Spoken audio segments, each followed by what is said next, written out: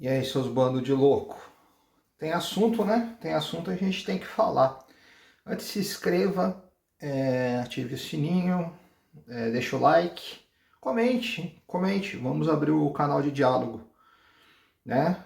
O canal, e eu já estou aparecido no canal do blog do PVC. Eu vou falar para vocês.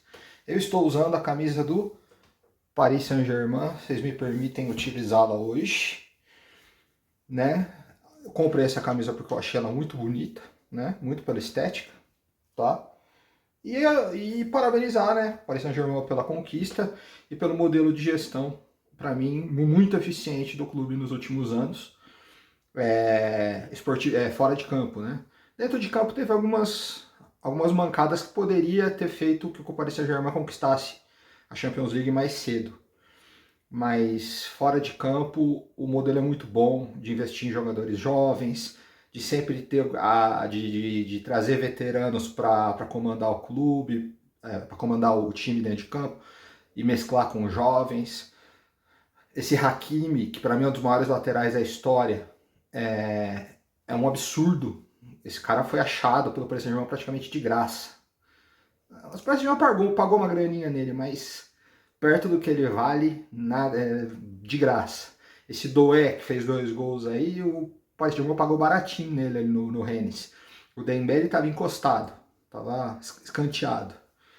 E o Paris Saint-Germain está conseguindo uma gestão agora dentro de campo tão competente quanto fora. Mas não é sobre o Paris Saint-Germain que eu vim aqui falar, é só dando um exemplo. Mas se o dono do PSG quiser investir no Corinthians, a gente está precisando, viu? Ontem, antes eu vou falar uma coisa pessoal. Ontem saiu uma matéria no blog do PVC, vocês podem ir lá, sobre Palmeiras e Corinthians, os números no século, eu que levantei esses números, e o maravilhoso PVC publicou e me deu os créditos. Estou muito feliz com isso, vou deixar o link para vocês acessarem a matéria, e ele deixa também o nome do canal no texto. Muito obrigado, PVC é uma pessoa generosa, sabe, um cara, um exemplo, tá? É um maluco por futebol como eu, e independente se ele é corintiano ou não, isso não importa, o fato dele ser palmeirense, daí pouco importa, é uma pessoa que se mostra um ser humano tão fantástico quanto ele aparenta ser em público, né? No privado ele é um ser humano tão maravilhoso quanto isso. Então muito obrigado, PVC, quem sabe você ajuda aí ao nosso canal a crescer e a gente ter mais um porta-voz, mais um dia para falar, mais um canal aqui para falar e explanar o que a gente pensa. Tem algumas coisas aqui que eu quero conversar com você. Obviamente o assunto principal é a balbúrdia de ontem, e eu quero falar também sobre alguns corintianos que já estão memória seletiva, né? Eu não sei se é uma espécie de micro-Alzheimer, que o torcedor esquece, apaga algumas coisas e pensa que está vivendo o pior momento da sua vida. E aí, se você relembrar, não, teve coisas muito piores. E com o Dorival Júnior está acontecendo isso com alguns torcedores, então eu vou dar uma refrescada na memória. Eu critiquei muito o Dorival Júnior em alguns jogos, né? Vocês podem ver meus pós-jogos. Acho que eu fiz pós-jogo de todos os jogos do Dorival.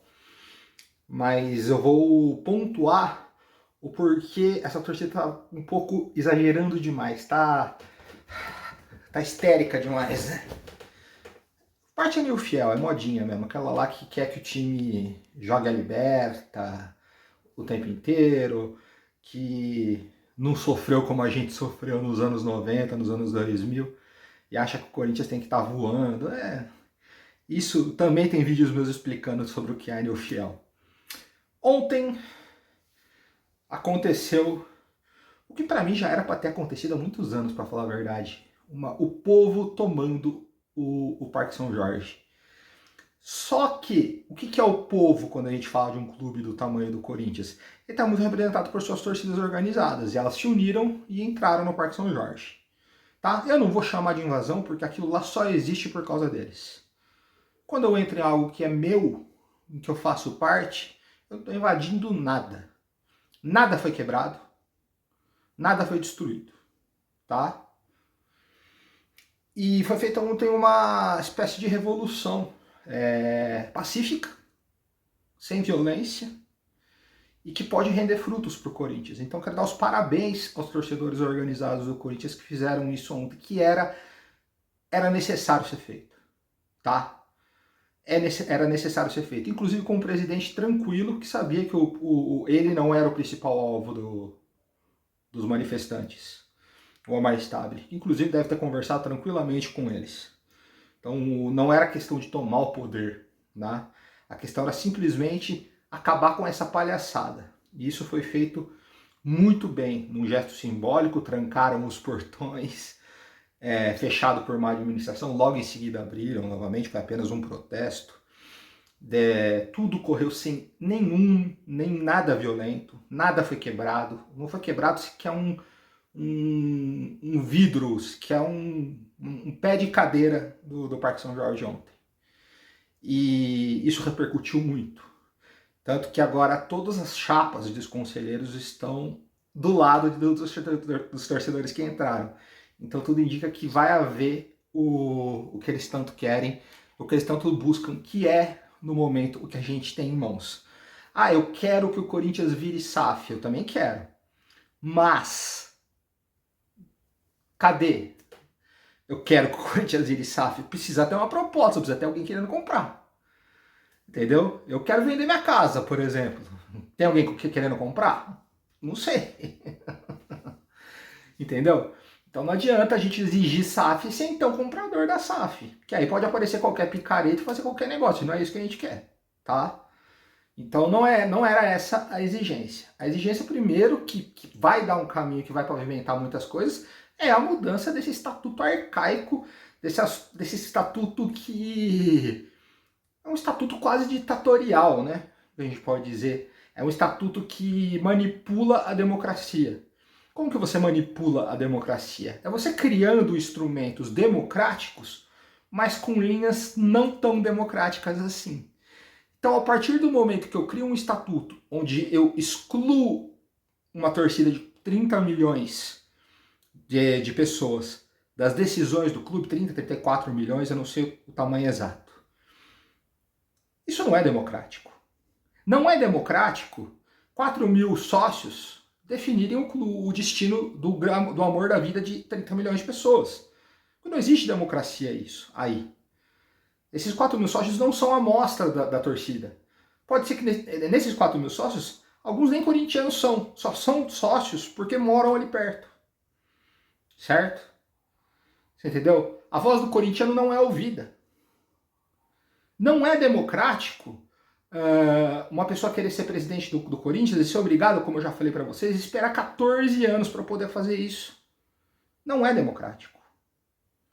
Então existem muitas coisas que transformam no estatuto arcaico, no estatuto que meio que ratifica algo ditatorial, quase ditatorial. A gente viu, por exemplo, a renovação e transparência que governou de 2007 até 2023, mandar no clube de uma maneira quase que totalitária. Ah, mas trocou o presidente para quem o André Sanches queria colocar lá dentro. Ele manipulou o estatuto para que o grupo dele ficasse eternamente no poder.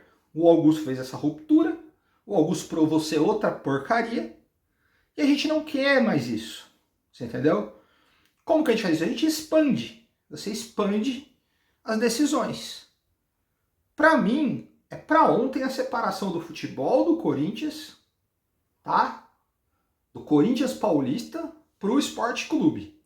O Sport Clube, que é o clube social, uma coisa aí os conselheiros tomam, jogam a bocha, jogam o dominó deles. O futebol do Corinthians é uma outra coisa. Nenhum torcedor do Corinthians, para falar a verdade, que mora em outro lugar, que nós, tá se importando com o clube social. Ninguém se importa se a piscina tá limpa, se a piscina tá...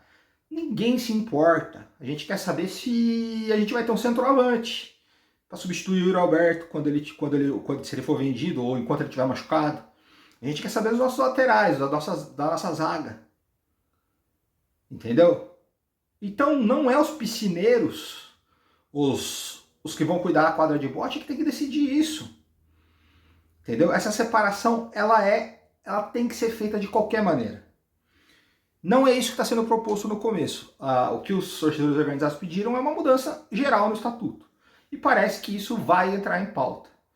O Romeu Tuma ainda não se pronunciou, ele é o presidente do estatuto do conselho. Uma mudança estatutária parte dele. Pode partir do presidente? Pode, mas somente com o conselho e com o Romeu Tuma. Se o Romeu Tuma não quiser mexer nisso, o presidente não tem poder de fazer nada, tá? Então não adianta nada a gente chegar lá no Stabile e falar: Stabile, vamos mudar o estatuto. O Stabile vai falar: eu quero mudar, mas não sou eu. Quem muda é o conselho. E o conselho é presidido pelo Romeu Tuma. Então é ele que é a grande figura do momento. Entendeu? É a mesma coisa que você querer lutar por uma lei no Brasil. Eu quero que... eu quero que aquela erva verde que é proibida seja liberada. Não é o presidente da República que decide isso. Isso tem que se transformar num projeto de lei, e quem vai conduzir essa discussão é o senhor Hugo Mota, que é o presidente da Câmara. Entendeu? Juntamente com o Alcolumbre, que é o presidente do Senado. Mas o Brasil está tão bagunçado que o STF pega numa canetada e também eles decidem o que não era para acontecer, mas acontece. Você sabe como que é. O Corinthians não tem um STF dele. Mas eu sempre faço esse paralelo. Então quem muda o estatuto? O Estado ele pode propor a mudança do estatuto, o que eles querem, mas é a mesma coisa do que a Gaviões fazer isso. O poder é o mesmo. Porque ele vai entregar o papel na mão do Romeu Tuma, o Romeu Tuma vai olhar, e aí o Romeu Tuma pode ou não levar isso para os conselheiros analisarem. Entendeu? Então quem é quem que tem o poder de fazer isso? O Romeu Tuma. A Gaviões não quer bater, fazer nada com o Tuma, não, apenas conversar, dialogar, senta, conversa, fala qual os termos do estatuto que a gente vai fazer, montem juntos um novo estatuto. E aí o Romeu Tuma fala: a gente vai pressionar os conselheiros para passar, e no dia da votação desse novo estatuto, a Gaviões toma o clube. Quero ver não passar. Montem juntos um novo estatuto. Pronto. Entendeu? Com associado podendo votar depois de um ano, de repente. Com a possível chegada de investidores de fora tendo dinheiro sem problema. Que hajam negócios com o Corinthians, no modelo que a Crefisa fez com o Palmeiras, por exemplo. Que isso não seja dificultado. Que o presidente tenha o poder de ter parceiros financeiros fora do clube. Pode. Desde que ele mostre pro conselho: tá entrando tanto de dinheiro, isso, tal, a gente está em troca, a gente está dando tanto de tal jogador, ou tanto do faturamento do ano que vem, a gente está fazendo aqui um investimento. Não tem problema. De repente, mais liberdade para o presidente. Acabar com os conselheiros vitalícios sem dinossauros. São conselheiros pro Corinthians até o resto da vida. Entre eles toda essa corja, do Willian, Andrés, tudo. Acabar. Todos os conselheiros serem trienais. Ou seja, quer continuar sendo conselheiro? Vai montar sua chapa, vai se candidatar e se eleger. Não se elegeu, tchau. Nem na Câmara dos Deputados. Não existe deputado vitalício no Brasil. Todos os deputados. Deu 4 anos, você vai fazer campanha e se candidatar de novo. Se não, tchau, acabou. Acabou seu mandato, meu irmão. Não existe esse negócio de vitalício. Mas uma coisa arcaica. Então acabam-se os conselhos vitalícios e convocam-se eleições para mais novos 100 conselheiros. Ponto. Já pode fazer junto com essa Assembleia dos Sócios, do dia 9 de agosto. Já faz a votação do impeachment do Augusto e já elege mais 100 novos conselheiros e exclui os vitalícios. Se os vitalícios quiserem se candidatar, fazer uma chapa dos vitalícios, e tentar voltar através do voto, pode. Mas, por enquanto, não. Admitir votação de pessoas que não para o impeachment do Augusto, tá? Porque está sob uma outra rege. Mas a partir da próxima eleição do ano que vem, por exemplo, admitir votação de quem está 1 ano como sócio, de quem está 2 anos como sócio, sei lá, 1 ano e meio, ter ali uma carência menor, tá? Presidente do clube, qualquer pessoa associada a partir de 1 ano no clube pode tentar ser presidente do clube, não precisa nem ser conselheiro. Também seria uma via democrática. Ah, mas o cara é palmeirense, o cara é São Paulino, o cara... Pô, vamos fazer campanha contra, pô. É isso. A galera fala, esse cara aqui não vai se presidente do Corinthians, não quer. Entendeu? Estender o número de votantes, um monte de coisa. Entendeu? Ah, o cara virou sócio hoje. Nas próximas eleições ele vai ter 1 ano e meio de associado. Já pode candidatar à presidência. Ah, é um palmeirense. Ah, é um cara que não gosta do Corinthians. Ah, é um cara que falou mal do Corinthians. Vamos deixar isso claro. Vamos falar, a gente não quer esse cara, mas esse cara vai poder concorrer democraticamente, mas faremos campanha para que ele não se eleja. E com certeza ninguém que seja hiper rejeitado pela torcida será eleito com tanta facilidade assim. Tá? E aí dá-se, por exemplo, uma abertura para o filho do Antônio Hermílio de Moraes virar sócio do Corinthians hoje e concorrer à eleição do ano que vem. O cara é multibilionário. Vic Safra, não sei se ela quer, né? Era o seu Joseph que era mais corintiano. Mas de repente filho dela, eu nem sei se ela tem filhos, alguém da família, não sei. Pode amanhã, comprei meu título do Corinthians agora. Vamos pôr lá um dos herdeiros do grupo Votorantim, do grupo da família Hermílio de Moraes. Eu quero ser presidente do Corinthians. Ele vai até o Parque São Jorge, compra o seu título hoje, junho de 25. Na próxima eleição ele já está apto até para se candidatar à presidência se ele quiser. Se ele mostrar um projeto legal, se ele mostrar como ele vai investir no clube, quanto ele vai investir no clube, ele entra. Certo? Então eu sou totalmente a favor do que está acontecendo. É necessário uma mudança, é necessário um rompimento. A torcida entendeu isso. Eu já tinha dito isso há 2 vídeos atrás, que era necessário um rompimento. Porque se continuasse do jeito que está, a gente esperasse que as coisas mudassem do jeito que não ia acontecer nunca. E esse rompimento está próximo de acontecer. Então eu tenho esperança, diferentemente do André Rizek, né? Que acha que é o fim do Corinthians, porque ele não é muito fã da democracia, né? Ele só é fã de quem ele gosta. Eu acho que esse rompimento é positivo. É positivo e parece que as coisas vão mudar a partir de agora. Cabe aí a torcida, a todo mundo, sempre estar vigilante. Para que as coisas mudem mesmo. Tá? Porque, como diria o poeta Tiririca, pior que tá não fica. Né? Pior que tá não fica. Eu digo, se o Corinthians tiver apenas o escudo, uma camisa e 11 jogadores de várzea em campo, o Corinthians vai ter estádio cheio. O Corinthians provavelmente vai disputar as principais divisões do campeonato. Então isso é grande demais. Então a gente já está no fundo do poço. Pior que tá, não tem como ficar. Uma queda para a segunda divisão. Uma queda da segunda divisão, sobe de novo no ano seguinte, igual foi em 2008. Mas institucionalmente não tem como ficar pior do que está hoje. Tá? Então esse rompimento é muito importante e pode pavimentar, de repente, investidores, pessoas que têm dinheiro e que querem entrar no clube no futuro. Tá? Vou falar aqui, antes de eu falar do Dorival, durante a parada, vai ter a primeira parada agora, né? O jogo contra o Grêmio só dia 12, e depois aí uma parada até o final de julho, para esse Mundial, né?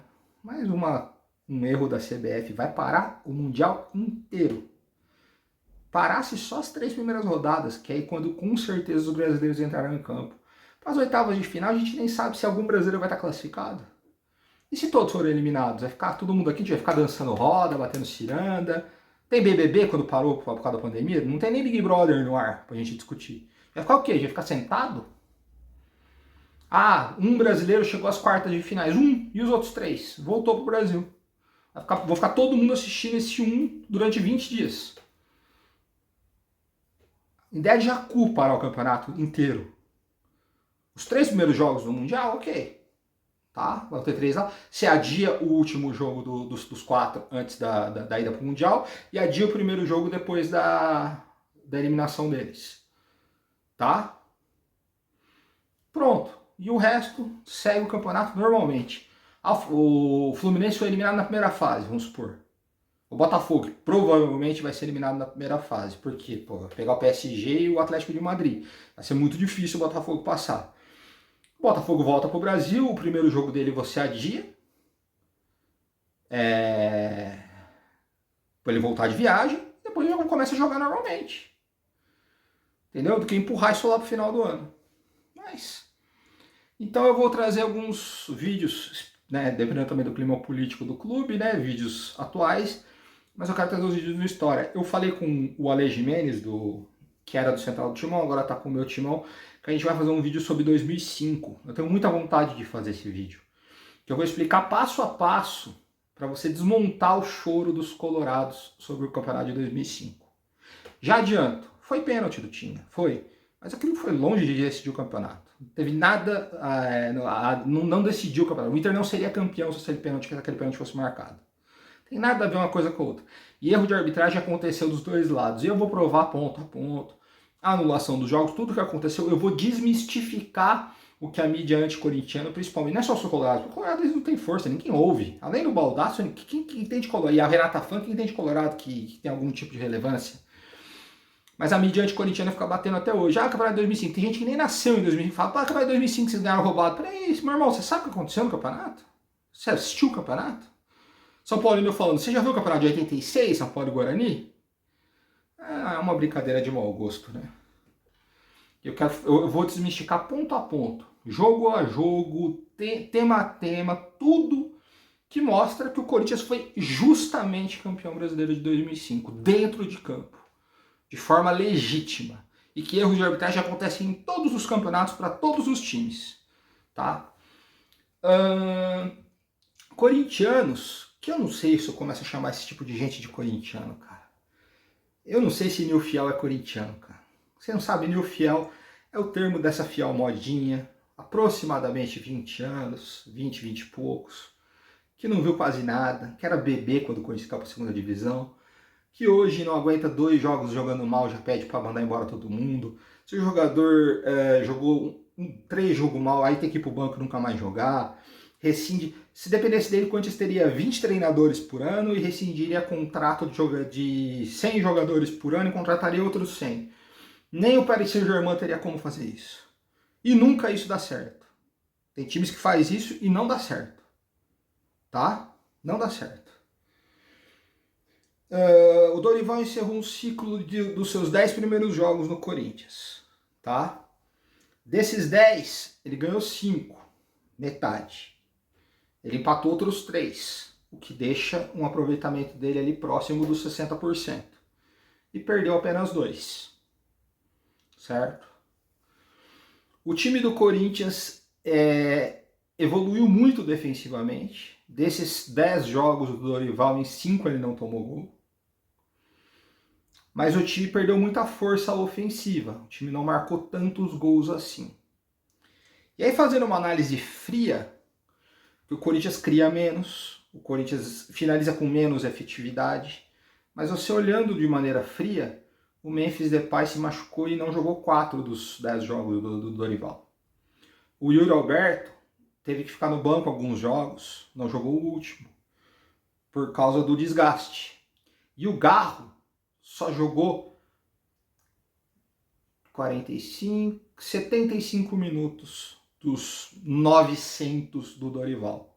Menos de 10% do tempo. E eles são os responsáveis pelo Corinthians, por tudo do Corinthians, ofensivamente. E ainda tem o Carrilho também, que alguns jogos teve que ficar no banco por carga. Alguns jogos ele teve que sair. Não jogou os 2 últimos jogos por lesão. Tudo isso. Que é outro jogador também muito importante na parte ofensiva. Então, se você não vai relevar isso, se você quer comparar o Ramon Dias quando tinha o quarteto voando, com o Dorival tendo que colocar Romero, Thales Magno, Héctor Hernandes na frente e bidon na armação ou coronado, você está sendo injusto. Injusto. Os últimos jogos do Ramon Dias no ano passado que o Corinthians voou, o Corinthians teve o quarteto praticamente em todos os jogos. E acho que um ou outro que estava por suspensão que ficou de fora de um jogo. Entendeu? O Garro voando. E mesmo assim, ele ainda teve atuações como aquela que eliminou a gente da Copa do Brasil contra o Flamengo. Que a gente teve um jogador a mais por quase 80 minutos e não conseguimos dar um chute decente pro gol. Ou a eliminação pro Racing, que o Corinthians perdendo o jogo no segundo tempo também não finaliza uma bola direito no gol. Então vocês não acham que é um pouco covarde isso? Tá? O Ramon, ele é querido, vai ser querido para sempre no Corinthians, mas chegou no topo, chegou no onde que ele tinha que dar. Não dá para extrair mais do que isso. O Dorival dá, principalmente quando ele tiver o quarteto nas mãos. Se o quarteto jogar 4, 5 jogos seguidos depois da parada e o Corinthians estiver desorganizado, o Carrilho tiver de centroavante, o Garro tiver de ponta esquerda, o Yuri Alberto virar o armador de jogada, o Memphis estiver jogando na zaga, eu vou ser o primeiro a vir aqui para pedir a cabeça do Dorival, tá? Porque eu já critiquei muito o Dorival em alguns jogos que ele fez. Eu perdi a paciência com o Dorival, por exemplo, no jogo contra a América de Cali. Vocês podem ver os vídeos, tá? Mas enquanto isso é covardia, é covarde. Vai ter a parada, depois da parada tudo indica que o Dorival vai ter o quarteto ofensivo dele nos cascos. Se dali pra frente, mas isso não significa que no primeiro jogo depois da volta o Corinthians vai golear, cada um vai fazer 2 gols, não. Mas com essa sequência, com os 4 jogando sequencialmente, a tendência é que o ataque evolua muito. Se isso não acontecer, eu venho aqui e peço a cabeça do Dorival. O deadline do Dorival jogou o Palmeiras. Se ele for eliminado pelo Palmeiras não jogando bem, não conseguindo acertar o ataque com os 4 à disposição, tchau. Tô falando, de repente o Corinthians joga bem, mas é eliminado como foi eliminado na Libertadores, por exemplo, lá em 2000, 99, quando joga muito bem é eliminado pelo acaso, por causa do Marcos. Se isso acontecer, é outra história. Quando não jogar nada, é engolido pelo Palmeiras, os 4 em campo não fazem nada, o Carrilho é improvisado de centroavante, e aí tudo isso, aí eu venho aqui, acabou, Dorival, tchau, pode ir embora, não tem problema, tá? E tem corintiano que torce pra isso, tá? Por isso que eu falo que é Nil Fiel, é modinha, não é corintiano, não pode nem ser considerado corintiano um cara desse. Que ele quer ter razão. Como diz o Barolo, que é São Paulino, mas que eu admiro, que eu gosto muito do Barolo, eu não quero ter razão, eu quero ser campeão. Esses caras não, eles não querem ser campeão, eles querem ter razão. Tá? Porque a razão desses caras, eles estavam pedindo a cabeça do Ramon, por exemplo, depois do jogo contra o Racing. Lá na Argentina, no ano passado. E se tivessem ouvido e derrubado o Ramon, e eu mesmo pedi a cabeça do Ramon também, né? Me coloco, as 9 vitórias seguidas provavelmente não teriam acontecido. Tá? E esses caras estão pedindo agora a cabeça do Dorival. Entendeu? Então, lembre-se, as grandes conquistas do Corinthians foi a existência no Tite, que vocês lá na época do Orkut ainda xingavam sem parar. Foi isso que fez a gente ganhar tudo. No começo lá com o Mano Menezes, que também começou modorrento, caindo no Paulista, e aí foi insistindo, insistindo, insistindo. Foi isso que nos deu as maiores alegrias nos últimos anos. Agora, quando o Corinthians no desespero começa a mandar embora, a contratar qualquer um, a demitir qualquer um, normalmente isso não dá bem, isso não dá bom. Né? Vamos relembrar os últimos anos, lembra? Foi Lázaro, Cuca, Luxemburgo, Mano Menezes. Ganhamos o quê? Que a Maria levou atrás da horta? Adiantou alguma coisa? Então, vamos esperar pelo menos o Dorival ter os 4 na frente. Os 4 jogadores ofensivos. E aí a gente analisa. E a gente fala, pô, aí o Corinthians não tá criando com Garro, com Carrilho. Aí é brincadeira, Dorival tá de sacanagem. Sem eles, eu acho sacanagem. Sendo que ele não tem reservas à altura. O reserva do Yuri Alberto é o Hector. o reserva pro Carrilho, você pode colocar Thales Magno. O reserva pro Garro ou é Bidon ou é Coronado, aí é brincadeira, né? Aí você não pode cobrar muita coisa. Você não pode cobrar muita coisa. Mas defensivamente o Corinthians melhorou muito. Digo, um gol sofrido em 6 jogos é bem pouco, tá? É bem pouquinho. Se manter essa média, porra, até o final do ano, imagina? Até o final do ano o Corinthians tomar um gol a cada 6 jogos. A gente tem mais quantos jogos para fazer ainda até o final do ano? 28 do Brasileiro e 2 da Copa do Brasil, 30, e se avançar na Copa do Brasil pode chegar a 36. 6, 12, então seriam mais 6 gols sofridos até o final do ano. Imagina? Acho que ia ficar bom, né? Ia ficar bem legal, né? Mas beleza. Eu ia falar uma outra coisa. Reforços. Reforços. Debitando uma coisa engraçada. O São Paulo tá perto de contratar um atacante chamado Carlos Vinícius, que jogou no Benfica, jogou no Fulham. E a torcida, os caras estão meio assim, porque ele gritou "Vai Corinthians" num vídeo.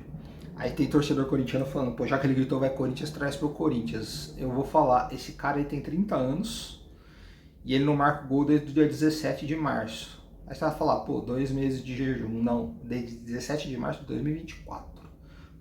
O cara é atacante, tá? Está 14 meses e meio sem fazer um gol. Só isso mostra. E vem da Europa, provavelmente não vai vir ganhando pouco, porque tem vários clubes de olho nele. Só isso mostra que não dá para contratar um cara desse, né? Seria loucura. E até porque o Corinthians precisa de pontas, de jogadores que rompam linhas, tá? Para ter um poste que não vai fazer nada lá, o Hector Hernandes tá aí para isso, né? Dá mais chance pro Guinegão. Melhor. Reforços que eu traria, tá? Reforços que eu buscaria a partir de agora.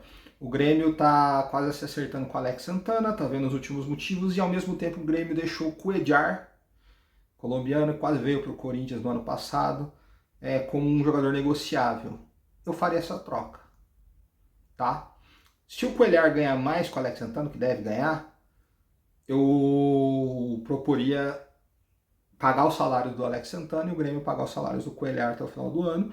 Se o empréstimo virar uma troca definitiva, aí o Corinthians assume o salário do Cuéllar e aí o Grêmio assume o salário do Alex Santana. Mas pelo menos por um teste. Ah, mas o Cuéllar não tá jogando nada no Grêmio. Ué, mas é um grande jogador. De repente no Corinthians ele se acerta, de repente ele tá com problemas físicos lá, de repente aqui no Corinthians ele melhora. É um grande jogador, tá? Todo mundo lembra dele no Flamengo, por exemplo. Baita jogador. Eu proporia essa troca. Sem pensar 2 vezes. Tá? Cuéllar, se ele se acerta ali, ele e o Martínez no meio campo, meu Deus. Não deu certo no Grêmio. Tem vários jogadores que não dá certo em um lugar e dá certo no outro. Acontece. Pra zaga, tem vários nomes, cara. Tem vários nomes. Não contrata agora se não quiser. Magadjan, ex-jogador do Boca Juniors. Ele tem 31 ou 32 anos. Acabou de sair do futebol mexicano. Ele jogou na Europa também. Livre no mercado. Já falei do Rafael Tolói. Ah, mas ele não foi bem no São Paulo. Meu irmão, não foi bem no São Paulo em 2012.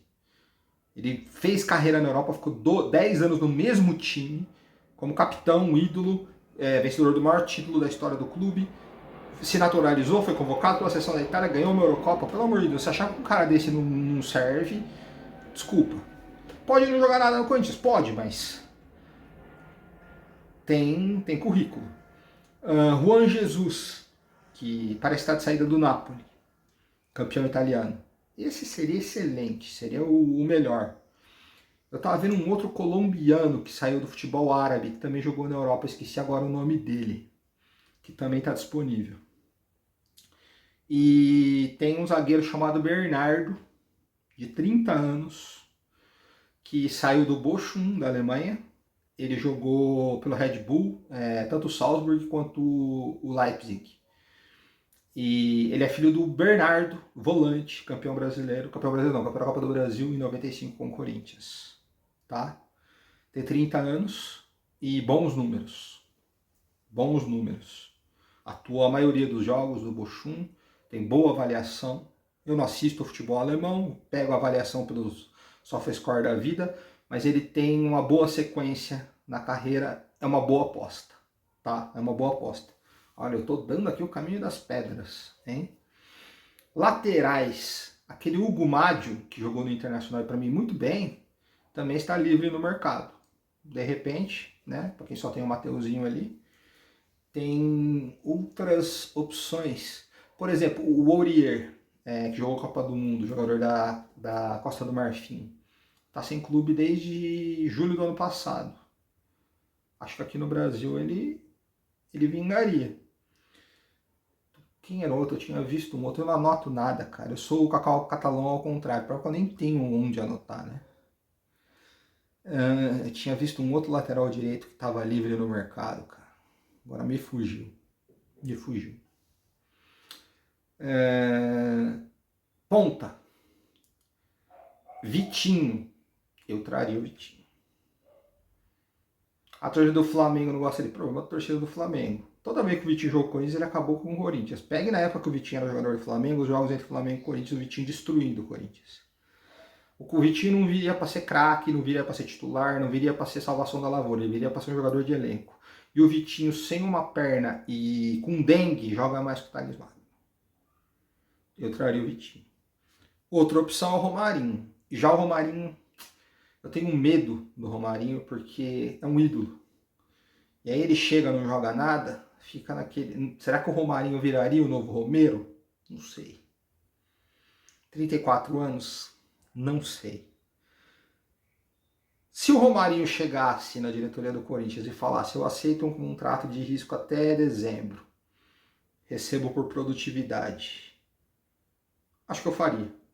Tá? Principalmente tendo 2 jogos contra o Palmeiras logo na sequência, né? Ficaria o folclore e tal, a torcida do Palmeiras. E outra, o Romarinho em campo contra o Palmeiras chamaria a marcação para ele e deixaria Garro, Memphis um pouco mais tranquilos, porque a torcida do Palmeiras não é querer tomar gol do Romarinho de jeito nenhum. Isso poderia até ser uma certa isca, entendeu? Mas se ele aceitar um salário baixo, um contrato inicial pequeno, para a gente avaliar, e é isso, né? Nada de vir igual o Paulinho chegou com salário astronômico, contrato longo, nada disso, tá? Mas se ele tem outras propostas melhores, que seja feliz, será meu ídolo para sempre, será ídolo do Corinthians para sempre, isso não muda nada, tá? Não muda absolutamente nada. Roger Traidor Calvo Guedes, FDP, uma das piores coisas que eu já vi vestir a camisa do Corinthians como pessoa, como gestor de carreira. Não vou nem falar como pessoa na vida íntima, não estou falando como pessoa de futebol. Dentro de campo foi bem, tá? Fora dele, e não é só no Corinthians. Pegue no YouTube a entrevista do ex-presidente do Atlético Mineiro, esqueci o nome dele agora, se eu não me engano, para o Benja, dizendo que o empresário do Roger Guedes ligou ameaçando, na época que o Roger Guedes era do Atlético Mineiro, ameaçando dirigentes do Atlético Mineiro para negociá-lo com a China, acho que isso em 2018. E ameaçando não no sentido de o Roger Guedes vai tumultuar o elenco, não vai mais jogar, vai fazer não sei o que, o Atlético Mineiro foi obrigado a liberar o jogador.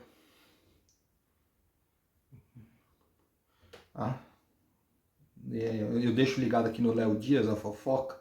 Na verdade, eu deixo a TV ligada em qualquer canal para poder ligar a ring que está conectada no USB da televisão. E aí eu fico prestando atenção no que está passando aqui, eu me distraio. Bomba para o mundo. A Rafa Kalimann está grávida. Pronto. Infelizmente não é meu, não sou eu o pai, mas é o que o Léo Dias está falando agora nesse momento. Tá, me tirou totalmente. Tá. O Roger Guedes fez isso, teve os problemas que ele teve no Palmeiras e ele abandonou o Corinthians. É diferente de ser negociado. Se o Yuri Alberto é vendido, a gente entende, tá? Uma coisa é você abandonar na véspera de um clássico, com a janela fechada. Ou tipo, quando eu jogo o primeiro jogo contra o Palmeiras, aí o Yuri Alberto pede para sair. A janela tá fechada, quando você não consegue contratar um substituto e é eliminado. Aí é outra história, tá? E então ele não foi legal, teve a história do agora que ele quer desmentir, quero realizar um sonho de jogar no Catar, pô, quero realizar um sonho de jogar com 50 graus e com 5 mil pessoas no estádio, um sonho. Então eu não quero esse cara de volta no Corinthians, não quero mesmo, não faço a menor questão, tá? Faço a menor questão. Se o Corinthians contratar, contra a minha vontade, porque eu não mando nada, tá? Que jogue. Mas idolatrá-lo eu não vou. Que jogue bem e tal. Mas idolatrá-lo eu não vou porque, pra mim, é uma falha de caráter gravíssima. Aconteceu algo parecido com o Ricardinho, que foi um dos jogadores que eu mais detestei quando o Ricardinho, no auge da sua carreira, abandonou o Corinthians para jogar no São Paulo. Eu fiquei com ódio do Ricardinho por muito tempo. 4 anos depois ele voltou pro Corinthians. Eu vi ele jogar, mas eu não o tratei como um grande ídolo, não, pra mim. E depois ele saiu, continuou do jeito que foi. Então essa é a relação que eu tenho com o Roger Guedes, mais ou menos como que com o Guerreiro também. Então não é um jogador que me encanta. Não sei nem o lugar de quem, não tem como se contratar um cara desse pra ser reserva, vai jogar no lugar de quem? Ah, pra vender o Yuri pro Roger. Não, filho, fica o Yuri. Então não traria. É uma opção. Então eu citei essas opções aí que são jogadores que estão ali. Ah, para o ataque, por exemplo, tem um ex-companheiro do Memphis, o Lacazette, que é ex-Arsenal. Tá livre no mercado, não acertou com ninguém. Né? Seria interessante. Ele tem 33 anos ainda, joga bola, já jogou pela seleção, jogou Olimpíada. Seria um atacante interessante para o Corinthians. Não sei o salário, aí tem que ver por quanto ele viria, né? E é isso. O Corinthians quer negociar o Donelli e tem um outro goleiro reserva. Tem o Cauê da Copinha que jogou muito, tá? Na Copinha. Que era para mim o cara que seria o reserva do Hugo. Mas coisa que quiser buscar um outro goleiro, tem o Pedro Rocha, que agora virou reserva na Ponte Preta, não sei porquê, mas fez um ótimo Campeonato Paulista, fez um bom ano no ano passado. É um goleiro jovem e muito promissor. Era o cara que eu traria para ser reserva do Hugo. Caso conheça que era um goleiro bom, barato, jovem. Então, seriam essas as minhas apostas, certo? Lembrando que eu não tenho informação nenhuma, não contei com ninguém. Esses jogadores que eu citei são todos jogadores livres no mercado. O Corinthians não está especulando nenhum deles, tá? É apenas dicas e sugestões, se alguém vê, tá? Então não é informação nenhuma, não é você colocar assim de falar, o Corinthians está contratando o Vitinho, o Lacazette, o Rafael Tolói, porque é mentira, tá? São apenas jogadores que eu especularia, né? Veria aí quais são os mais baratos, quais são os mais em conta e traía. Então, quando tiver algum sinal de fumaça no Parque São Jorge, eu volto aí com mais vídeos. Valeu, pessoal.